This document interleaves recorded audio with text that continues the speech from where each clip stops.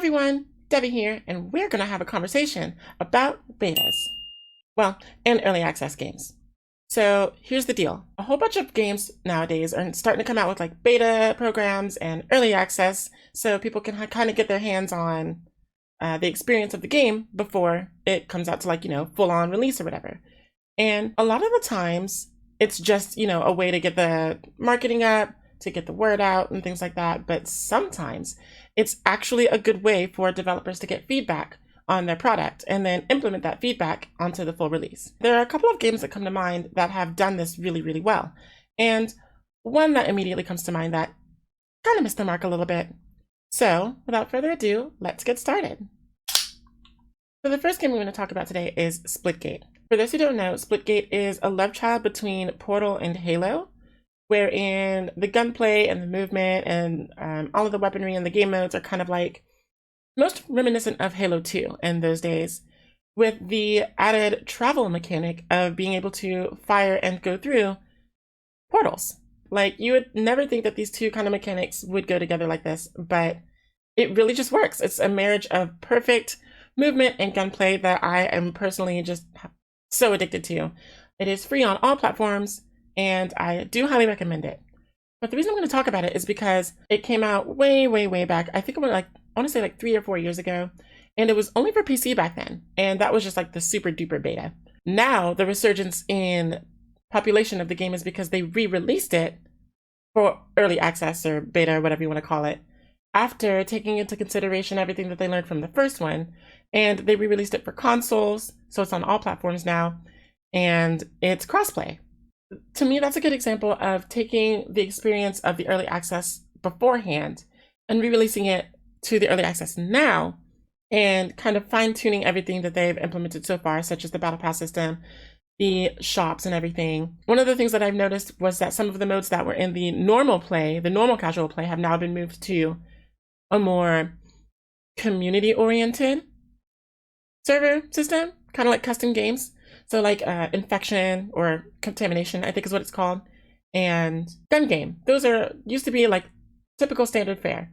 Now they're in the gameplay of the custom lobbies and everything, which I think is really cool news. So it makes room for things like Team Shoddy Snipers and Deathmatch and King of the Hill, Domination, all the other standard fare that you've come to know and love from the Halo days. So that's a really good example to me. Another good example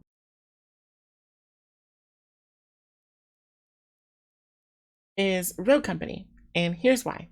Back when Rogue Company very first released in early access, and they didn't go into like a hibernation period like Splitgate did, they just did early access and then everyone grandfathered over and then it was full release. When Rogue Company first came out, it was bad. Like, it had the foundations of a good game, but the implementation wasn't all quite there yet. It was kind of like a shell of a game.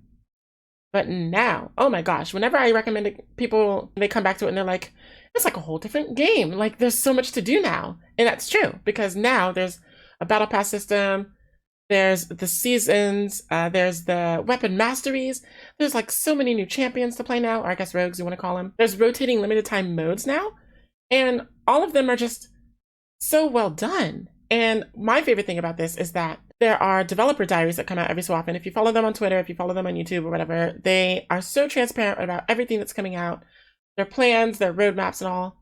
So it's really good, I think, for them to have evolved over time, starting out with this really weak early access. You know what I mean? And it's really nice when games and developers actually use that early access and beta period to grow their experience, rather than just like, well, here's a game we have, please come and play it and test it out. We are not going to do anything with your feedback or anything. We just want you to play the game, and it's just a marketing ploy. Been there, done that. That brings me to my next game I'm going to talk about, which kind of sort of pulled that move. Vampire the Masquerade Bloodhunt, which is a very somber, macabre battle royale set in the Vampire the Masquerade universe. So it's really gritty, really dramatic, lots and lots of red everywhere. People are dressed to the nines, they look so fancy, so flashy, and the game itself is very, very pretty.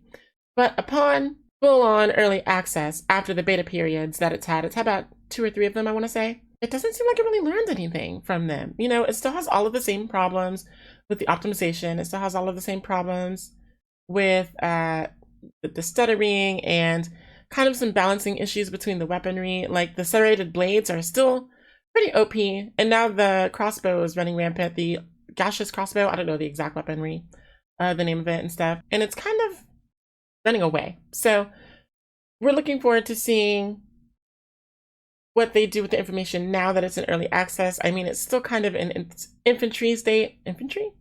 Infantile? It's a baby, y'all. So, but it's still a fun game. You know, have fun. It's very pretty. If your computer can run it, I recommend it. So if you want to check it out, it's early access right now on PC, on Steam, I want to say, and it's free to play. Go ahead and check it out. Have your own opinion if you like that. But I want to see what they do with this early access now that it's full-blown early access and it's in more people's hands rather than the closed beta and the open beta that they had before. Now they have more eyes on it, they have more hands on it, they have more cognizance on it. So hopefully they'll be able to use the feedback from the community and better their game as time goes on. One thing I do want to say about all of these games, except maybe Splitgate, I don't know if it had this right at the get-go, is that they had monetization before the release, before even early access. And you know, that kind of leaves, as a consumer, a bad taste in my mouth. It's just like, oh yeah, you want to play the game? Okay, well also buy stuff. Give us money. You know what I mean?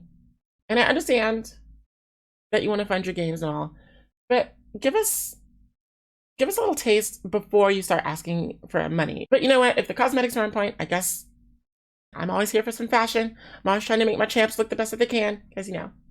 So, I mean, it's hit or miss. It's a gray area for me as far as monetization goes. But yeah, that's what I wanted to talk to you guys about today, about beta and early access. Let me know what you all think in the comments below, and look forward to the other perspectives that all of the other party leaders are going to be talking about. I am, for one, really excited to hear what they have to say. I will see you next time. Thanks for listening. Bye.